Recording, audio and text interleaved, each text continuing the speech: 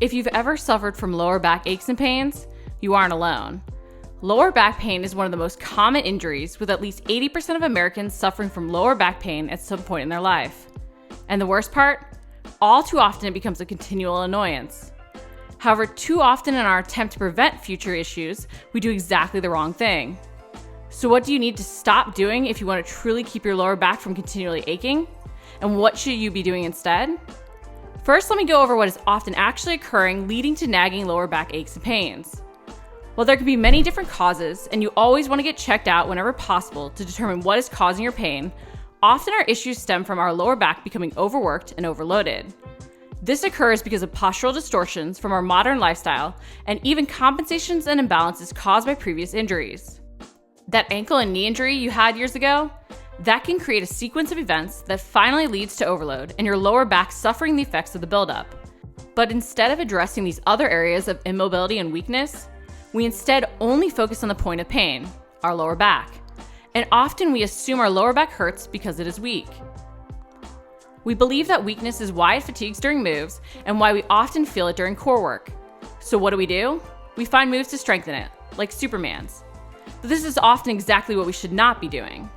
While Supermans have their place in a proper core strengthening routine, too often we turn to moves like this when we have lower back aches and pains. And all these moves do is further overload and overwork our already tired back. They perpetuate the overuse instead of addressing what is actually weak and the areas that actually lack mobility. So what moves should you be doing instead? When you're suffering from lower back pain, there are 4 key things you need to address: thoracic mobility, hip mobility, ab activation, and glute activation. You need to make sure you aren't seeking out extra mobility from your lumbar spine that should be coming from your thoracic spine or hips. You also want to make sure that your abs and glutes are strong to protect your lower back and prevent it from becoming overworked. These are 4 great moves to help you address these 4 keys and avoid lower back aches and pains in the future.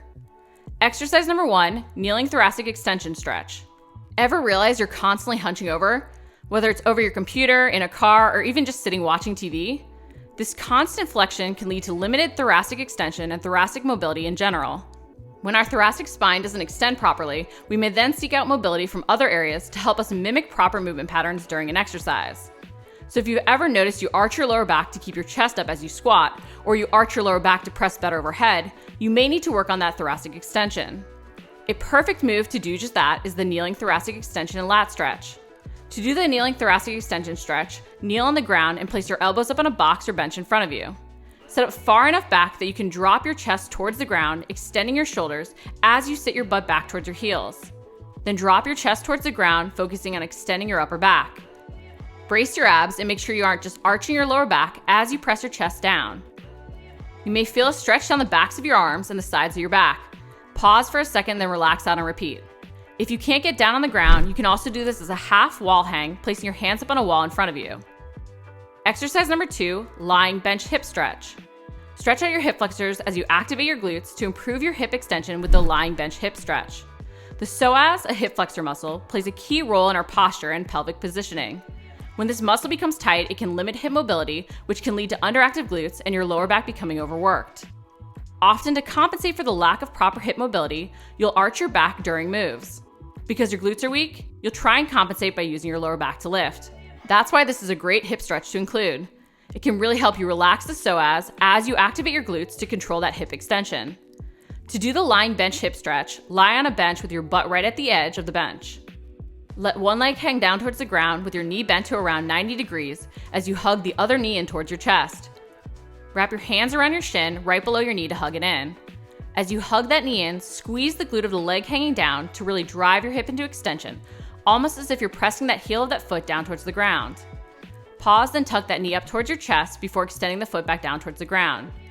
As you extend your hip, squeeze your glute and pause before repeating. Exercise number 3, lying jacks. If your glutes are underactive and weak, your lower back and hamstrings will try to pick up the slack and work when they shouldn't. And either of those muscle groups becoming overworked can perpetuate your lower back aches and pains.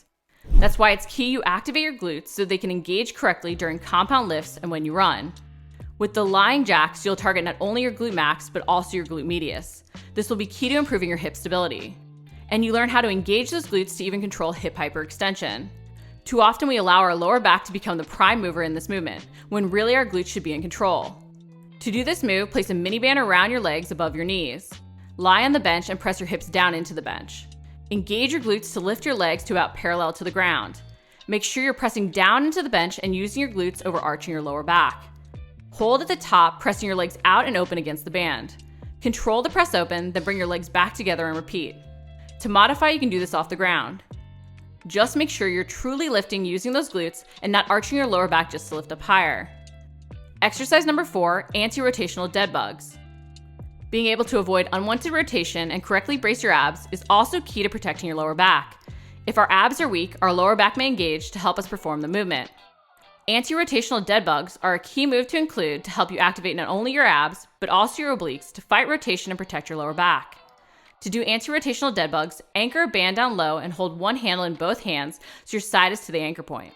Lie flat on your back with your hands gripping the handle extended straight up towards the ceiling. Make sure not to shrug. Engage your abs with a posterior pelvic tilt, tucking your hips slightly up towards your ribs as you lift your feet up off the ground. Fighting the urge to rotate towards the anchor point, keep your hands pressed out directly above the center of your chest. As you hold, extend one leg out as you keep the other knee tucked in. Slowly bicycle your legs, extending the other out as you tuck your other knee in.